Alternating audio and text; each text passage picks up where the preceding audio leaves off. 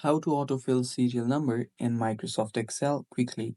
Hello guys, this is Atticus and welcome back to another tutorial video. In today's video, I'll teach you guys how you can autofill your serial number in Microsoft Excel really quickly. So without any further ado, let's dive right into it. First step is open up your Excel. Then here on the serial number, if you keep on typing it like this, it can get quite hectic and quite long process if you have a really long data. So if you want to add your serial numbers quickly, there is a fill option from here on the top as well.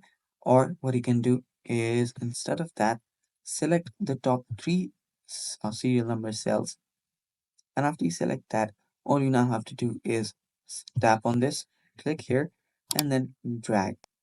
So you can drag it till how much serial number you want. So let's say that I want it up to 100. So let's say right up to 100 and release.